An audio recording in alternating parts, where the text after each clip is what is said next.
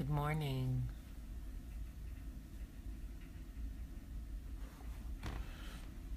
Good morning.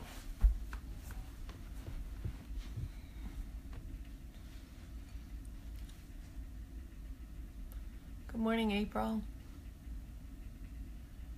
Morning, Amanda.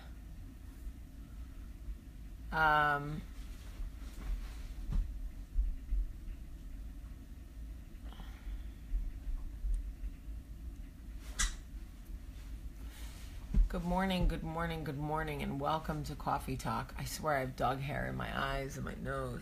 Okay. Well, those of you who are waiting for me, I'm a little bit late because I was playing fetch with Sparrow. I've never had a dog who plays fetch, like actually chases the ball, gets the ball, and brings it back. Never. Ace looked at the ball and went, yeah, no, that's not a thing. I was supposed to leave for Los Angeles this morning at 6:40 in the morning. And yesterday I changed my flight to tonight, so I'm leaving at 5:30 tonight or 5:40. Because I really wanted one more day with the dog and just to get them settled and get my husband acclimated. So I am, oh, Meredith, I love you too. So I just changed my sheets because Michael and I had the sex last night and the sheets were a mess. TMI, but whatevs. And I pulled them off the bed and he is on the other side of the bed rolling on his back on my sheets. Such a mess. He loved, somebody from the, somebody from the Coffee Talk family sent me these bees. The best toys ever. I don't know who sent them. I need to look it up. I sent a thank you card. But the dog loves the bees. Loves. All right. So I want to talk to you about... All right. Let me figure out how to stop that. Sparrow. Sparrow. Can you leave that bee alone for 2 seconds, please? Thanks, ma'am. Okay, so I got a message from somebody who was talking about her best friend was killed in a car accident. And she was talking to me about the events that led up to the car accident. And she was putting so much of the fault on herself. Now, keep in mind, she wasn't in the car. She had nothing to do with this car accident. And a big part of her felt like she was to blame. Why does it take me so long to start talking? Well, Jennifer Wise, I'm going to come on to your Coffee Talks and see how quickly you can start talking when 9,000 people are messaging you trying to get your attention. And I have ADD, and it's 7 o'clock in the morning. Anyway, so as I was listening to her, what I heard was her need to hold some of the blame. It was almost like in the guilt, she could find comfort. So I said to her, why do you feel guilty about a car accident that had nothing to do with you? And she said, well, and she tried to kind of figure out a way that the car accident had something to do with her, but it didn't. And I said to her, why do you want that guilt? Why do you want that blame? And what we figured out in communicating was her lack of control over the situation was tormenting her. And I thought, this is exactly how I felt about Ace. I played the situation over and over in my mind. If I had moved the cat, if I had pulled him back from the cat sooner, he wouldn't have worked himself up in such a frenzy and his heart wouldn't have exploded in the middle of the street.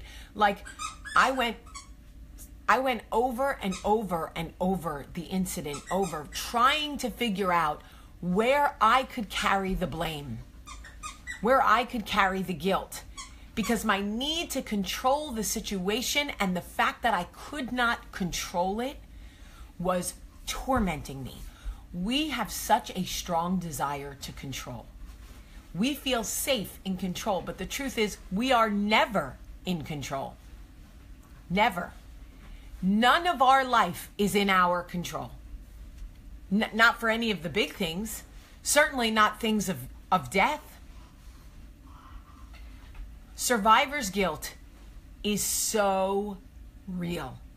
I did it after I lost the baby. Had I known I was pregnant, it wouldn't have happened. Had I gone to see Dr. Huggins sooner, it wouldn't have happened. Had I not been in California at a photo shoot, it wouldn't have happened. Had I not cried about getting pregnant with Max, it wouldn't have happened.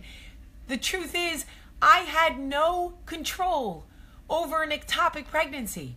That baby implanted where it implanted 11 days after fertilization. Long before I ever could have known I was pregnant. I could have done everything right.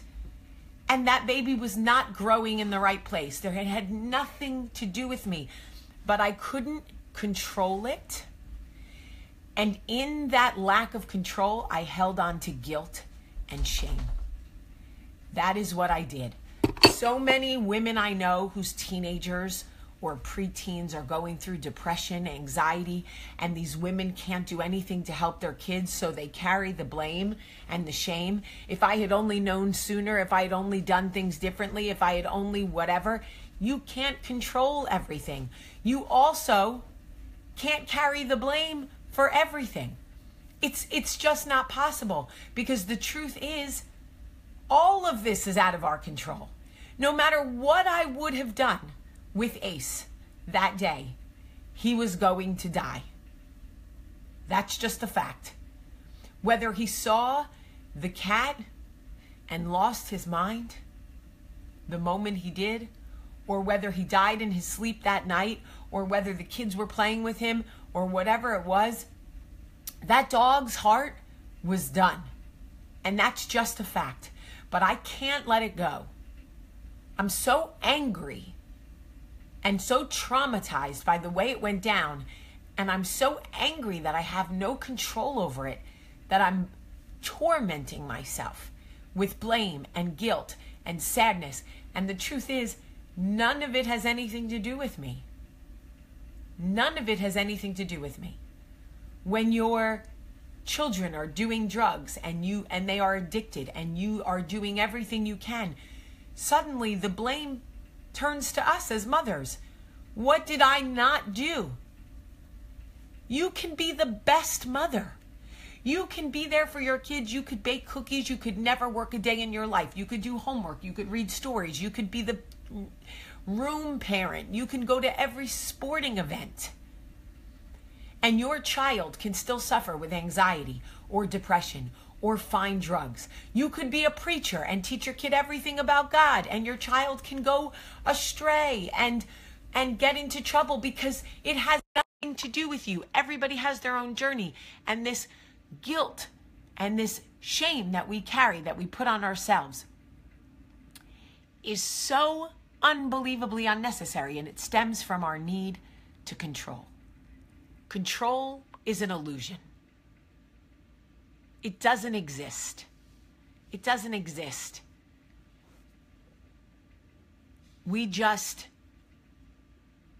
We're so afraid of things going wrong that we believe if we have control, that it gives us security, but it's all a false sense of security. It's an illusion. And you don't have to believe in God to hear what I'm saying. You can't control every aspect of your life. It is simply not possible. Whether you believe that God is control, or you believe,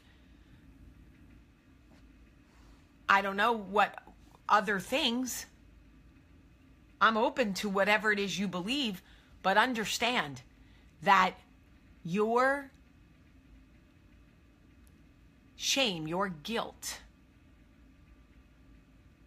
comes from lack of control. You feel like you should have controlled certain situations better. The truth is you can't.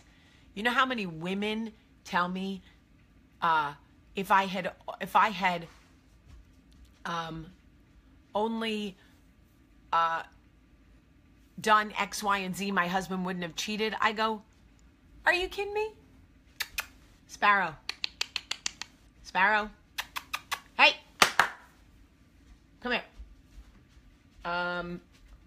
You can't stop anybody from doing anything. You can't prevent car accidents. You can't stop dogs from dying of heart attacks. It is bigger than us. We just can't control everything.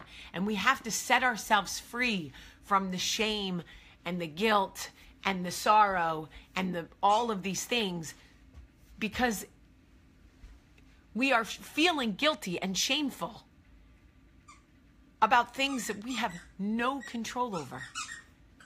That is just a fact. And no matter how many times I replay certain things in my mind,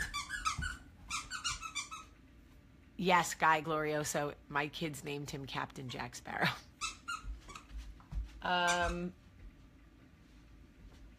No, y'all, this dog is wearing me out. Anyway, she's in therapy, Joyelle. She's in therapy and she's dealing with it. She just wanted to know if I carried any of that too. And I said, I carry a lot of that. A lot of it. Sparrow, can you leave my blanket? Get off my blanket. Seriously, you're wearing me out. There's a whole world out there. Can you find it? I know, the bee. Does he make you happy? Look, can you say hi to everybody? Say hi. You know, Dobermans get such a bad rap. They really do, because they look mean. Does this dog look mean to y'all? Did Ace look mean to you? If you are thinking about bringing a Doberman into your home, you will never be sorry. They are the sweetest, most obedient, except for this guy.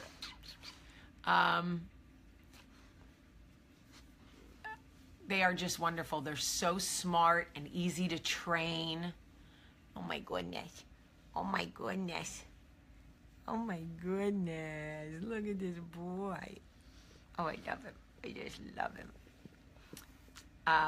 Trying to get some weight on this boy. I don't know if y'all can see, but we're seeing every bone back there. Anyway.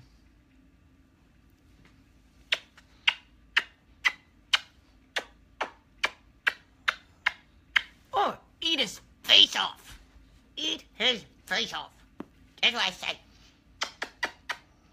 I say, oh, you think my Doberman's mean? You should see me. I eat his face off. I eat his face off. Oh, my sweet boy. Let me see if I can get him to smile. Y'all, I gotta get this on. I have to get this on video for you. When I tell him he's a good boy, when I go, oh, you're a good boy, he goes like this. Are you a good boy? Are you a good boy? Are you farting? Oh my God, do not fart near me. That's disgusting. Come here. No, sir. Go over there. Holy smokes. Okay, go. Oh my God. He's so stinky. Ooh.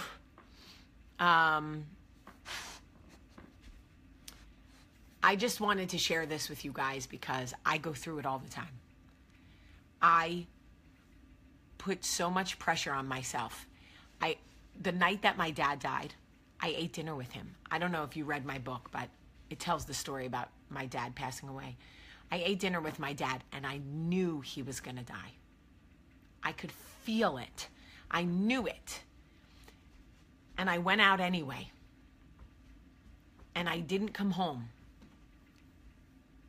And there were so many years of my life that I went over and over and over that night again. If I had told my mom, if I had called a doctor, if I had something, if I had done something differently, my dad would not have died. I carried that with me for so long. And the truth is, it was his time. It had nothing to do with me. No matter what I did, or no matter what my mom did, my dad was going to die.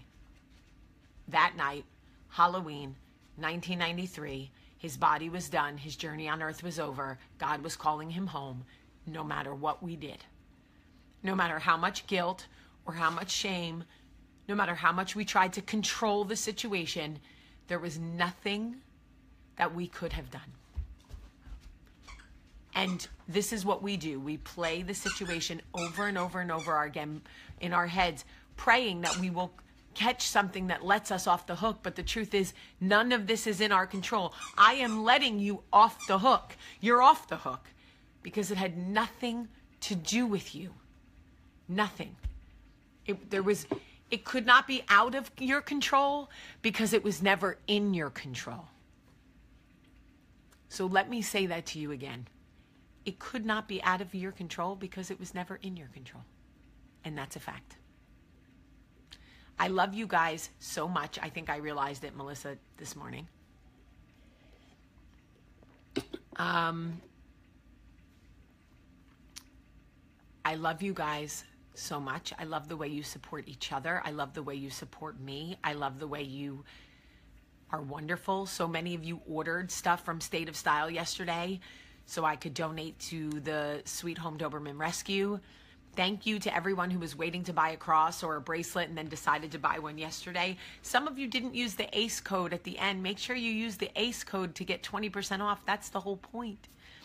I love you guys so much today. Let me do the Wounded Warriors thing. Hold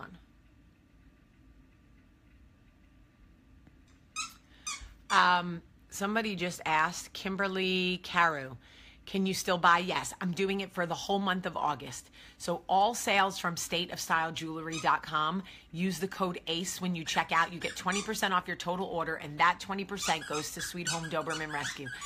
And seriously, yes, you can still buy. I'm still going to give 20% of the orders that came in. Just so y'all know, I'm still going to give 20% of them to Sweet Home Doberman Rescue. But please remember to use the ACE code. If you want a cross, sideways cross, if you want an I love you today bracelet, I know a lot of them are selling out. Have patience with us, but you can go to stateofstyleJewelry.com. Thank you all for being here every day. Thank you for loving me. Thank you for letting me love you. I heal because you heal. We have broken the cycle, at least with this woman. It went from I hurt so you hurt to I heal because you heal. And that is the most amazing thing ever. So I love you so much today. Have a great, great day.